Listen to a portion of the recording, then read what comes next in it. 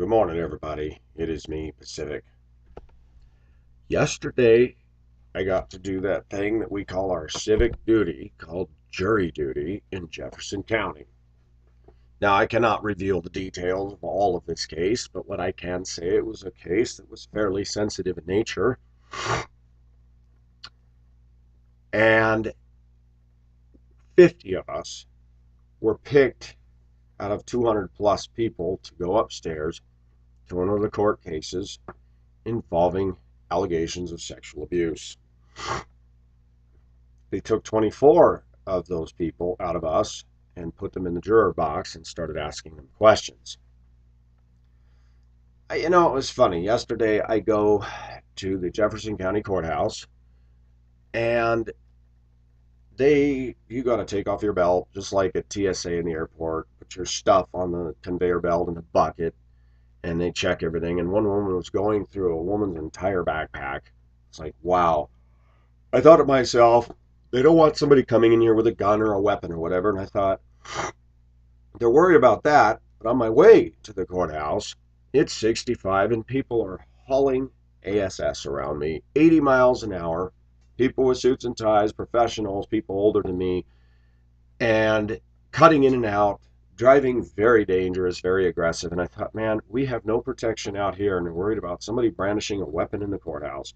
Amazing, amazing. I'm not saying there isn't nut jobs to get in the courthouses, but it's just funny that we don't do anything about the traffic out there, which is far more dangerous than the chance that somebody's going to come in a courtroom and go crazy. It's funny. I've always said that the American government wants to control everybody's internet habits and this and that, but we don't do anything about the daily danger of traffic. And I'm telling you, it is getting worse. So we get into this court case, right? They're selecting jurors. There were 4 or 5 people, mostly females, that when we were told, or when the people were told to give their name, how long they lived in Jefferson County, Colorado, their spouse's occupation, their occupation, kids, interests, blah, blah, blah, blah. One woman stood up and was very self-righteous, and I say that because we're going to get into this woman. She listed a very popular semi-mega church that she goes to. She talked about how she's a Christian, believes in the Bible, and made it a very big point to wear Christianity right here. A young guy got up and made it a point to say, I only listen to Christian music, I read my Bible, I love Jesus. He was wearing it. Another young lady says, I listen to Christian music. I'm going to stop right there. That same older woman who was wearing her Christianity on her sleeve while we were at recess was telling another woman, you should come to my church. I know the church, been there, wasn't impressed. It was Christian rock music. She was saying, our music is so good, it's some of the best, and it's non-traditional, and she's going on and on. Now, I'm going to back up. When we all met in the big room, the 200 of us, this is Lakewood culture. Okay, this is white Lakewood culture. Nobody was friendly. Nobody smiled, said hi. We were in that room for 35, 40 minutes before anybody came in. Nobody would talk to each other. Nobody looked. And everybody's frozen, frozen, frozen. Now, I have to laugh.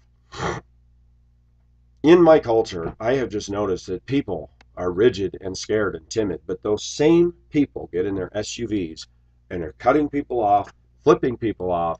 And you go, what is this big dichotomy of my culture? That they're scared face to face, but they get in their cars and they're monsters. So I'm texting my friend, telling her, man, nobody is talking in here.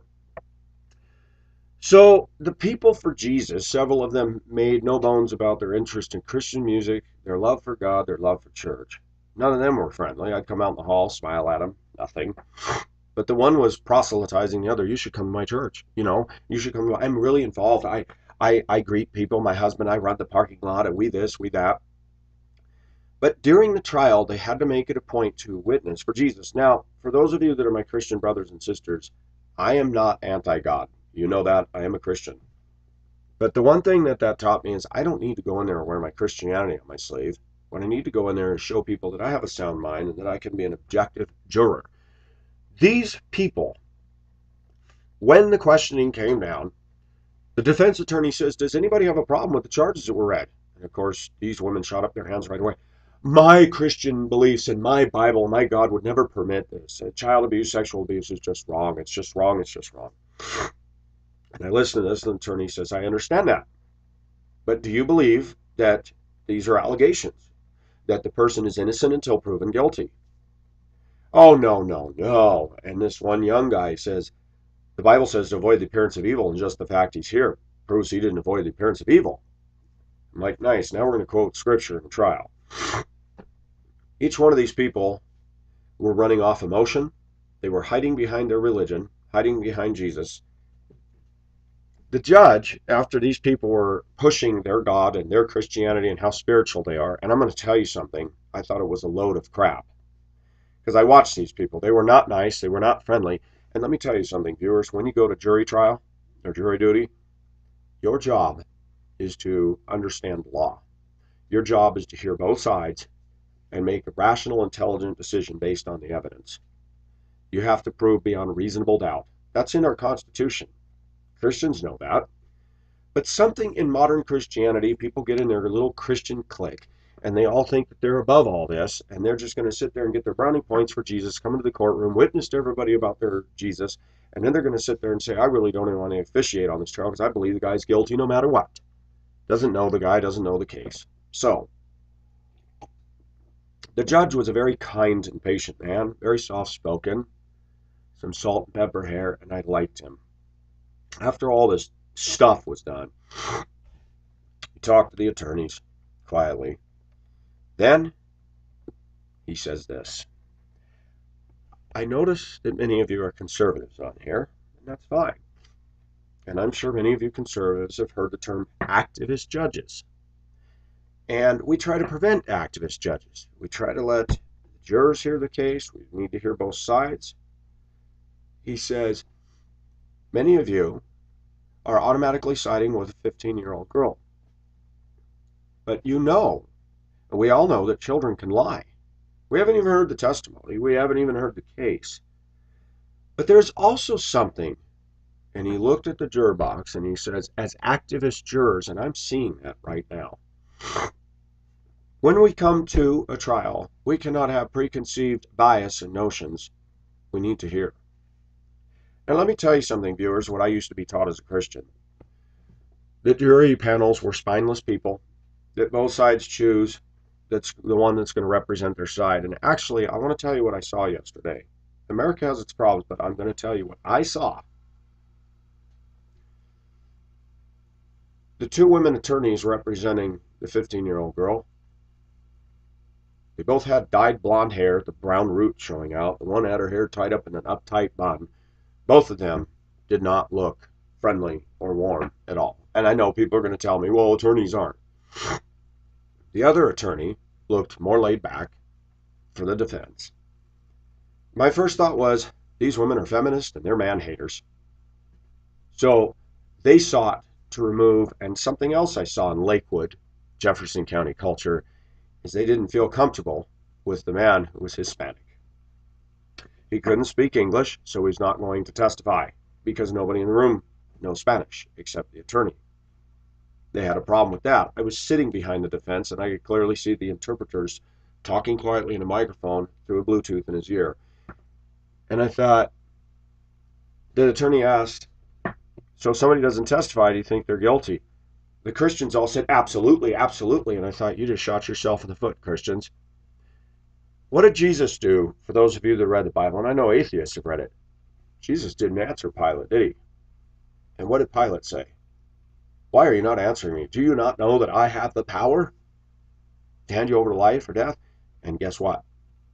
Jesus said, you wouldn't have that power unless it was first given you from above. He didn't defend himself once, but Pilate suddenly thought, who is this guy?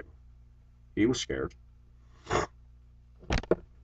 If you're really honest, I've thought we ought to try an experiment and stop defending ourselves. We spend more time defending ourselves, exonerating ourselves, and if we're really innocent, we should just walk away and say, you know what, the burden of proof is on you to prove that I did something wrong. The Christians made some interesting comments. They said, well, the DA wouldn't lie.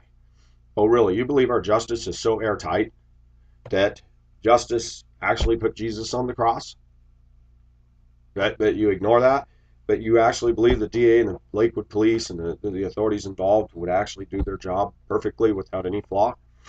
Now, I believe in the justice system, but I also know there are those cases where people have been framed. You've heard about the man put in prison for 30 years and then they found out he wasn't guilty because of DNA testing. Interesting. The Christians continue to make very bad comments. The one woman, the most spiritual of the bunch, says, well, I would tend to believe a child over an adult any day.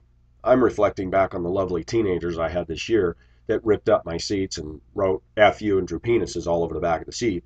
When I pulled a video camera and watched and saw the two specific kids that were doing it, and I said, you guys did this. No, I didn't. I said, would you like to see the video? Yeah. I said, both of you had the pens and were cutting and writing all over the seat. We did not. Do kids lie? Yes. Do kids lie about sexual abuse? I was walking down the aisle on my bus, put my hand on the top of the seat, accidentally bumped another girl's finger. She turns around, I'm going to turn you in for sexual abuse. I turned around and said, please do. I said, give me a break. I bumped your hand. She never did anything. But trust me, when teens don't like somebody, they have been taught by a feminist society to cry wolf every time anything inappropriate in their mind happens. Somebody accidentally bumping them, if they don't like the person, they can say, that guy touched me. All a girl has to do is go into the local office and say that an adult touched her, and the authorities, especially the women, are up in arms and all over it. None of us heard the testimony of either side yesterday. My point? When the judge said what he said, I'm going to ask you, ma'am, thank you for coming in, but you are dismissed. The woman got up with the biggest self-righteous smile, smiled at her other Christian friends, and marched out of there with her head held high. And I thought, I know what she's going to do. I was raised in a Christian circle. Not raised, excuse me. When I became a Christian in 1985, I was around Christians. Oh, they were persecuted. That's the world for you. All the Christians were thrown off. And I thought, oh, I wanted to be on that juror so bad I would have stood up and said, I'm not here to side with the DA or the defense. What I'm after is truth. I clearly saw in that room of all white jurors, and I live in Lakewood and I've heard the comments. A lot of people make a comment about those Mexicans. And I said, God, thank you for getting me to a point where I can see clearly my culture and what is really going on. I want to hear the truth. I don't want to defend a man who has done a hideous crime against a young lady. But I also don't want to watch a bunch of people come in there with preconceptions because they hate Mexicans that they call wetbacks and spics in this part of the country. And I know Lakewood culture. When I walked around with the Asian lady that I was dating, guess what I was seeing? People staring and not looking at us with friendly eyes, but staring. There is a racism out here in Lakewood, Colorado. There is a racism in Jeffco. It's mostly white people, and they already look at a Mexican guy and hear the charges read and go, pap, he's guilty. The problem in our society is people come to the table with biases, including Christian people. All the Christians and all the Jesus freaks and the ones that listen to Christian music and hug their Bibles were kicked out of the room. I thought that was interesting. We as Christians are supposed to be known for our fairness and our objectivity. In the Bible, it says to stand up for the fatherless, defend the widow, and defend the poor. That's what the problem was for Israel. They were not showing mercy to the right people. They were grandstanding and handing accolades to the rich, the well-dressed, and James even talks about that, showing favoritism. And I see that Christianity in America hasn't changed much. I'm smug, I read my Bible, I serve in my church, this guy's guilty, God does not put up with that kind of stuff. Lady, did you even hear the trial? Even the judge says, teenagers can lie. How many of you believe children never lie? Not one hand went up, and the judge says, interesting, nobody's saying that children never lie. I wanted so bad, I kept thinking in my mind, pick me, pick me, pick me, if they were getting rid of jurors. They didn't pull my name out of the box.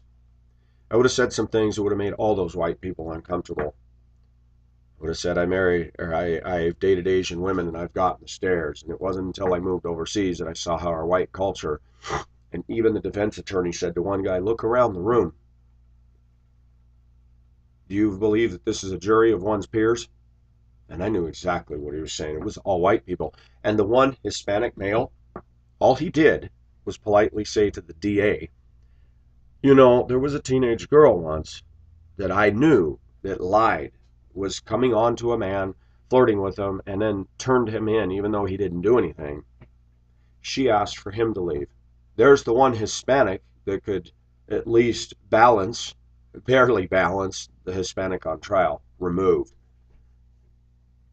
It was interesting how many women in that juror box said, I can't be fair because I was sexually abused, I was sexually abused, I was sexually abused. And then it started to dawn on me. No wonder so many white women hate us males. They have one bad experience with males, and in their immature minds, they project that on every man out there. I noticed yesterday before the trial, I tried to make small talk with a couple people. They were rigid and frozen as ice. I was not coming on to them. I made a comment to them, and I said, wow, I feel like we're at TSA at the airport. She ignored me. After the trial, I said to another young lady, I said, wow, that was interesting. Big pause. And she goes, yeah, it was. Scared. When I talk about feminism in our society, its damages are far and wide. When I talk about Christianity and American cultural Christianity, I have watched American cultural Christians yell and scream over politics. And I have too. Liberals versus conservatives, and you listen to a lot of Christians and they believe the Republicans are pretty much without fault. They believe the Hispanics are taking over and wrecking the country. They will quietly but not loudly say that they've got a problem with the blacks. But then they'll turn around and say that Jesus died for all. And then you look at how they live. They live with their SUVs in their materialistic, comfortable middle-class neighborhoods. And the Mexicans start moving in their neighborhoods and they start to freak out. I find a lot of Christians in America to be very prejudicial, very ignorant, and they all made themselves look like first-class buns in front of an entire courtroom of people. And I sat there thinking, how embarrassing. How embarrassing. I can sit in on a trial because I am a Christian. If this man has been wrongly accused, it's my job to get to the bottom of that. If he has been rightly accused, it's my job to make a statement in that juror pool that this guy's guilty and we need to render a guilty verdict. Coming into a courtroom because you're so Jesus-fied and justifying that and saying that you can't make a fair verdict because you've heard the charges read. Boy, that doesn't sound like somebody's come into contact with a just God, has they? This is specific, something to think about. All those Christians went home last night at the dinner table saying they were persecuted for righteousness. They were thrown out because of an evil world system. I know how they think. And I thought to myself, no, you guys were wrong. The courtroom is not the place to start witnessing your faith. And people would argue and say, you're supposed to take Jesus everywhere. No, I'm not. The Bible says, God will never leave you nor forsake you. He's with me anyway. It's my job to be a representative of him by using a sound mind and an objective mind, not in there wearing Christianity on my sleeve and showing people how obnoxious we are. If there's one message that Hispanic male got, because it was all interpreted to him, is that white Christian women and white Christian men, that their Jesus has no place for this guy, even if he was guilty or was not guilty. What do you think that did for a man who might come to a senses someday and cry out to God? He's going to remember those white Christians and go, I don't want anything to do with their faith. Quite possibly. This is Pacific, signing off. Bye-bye.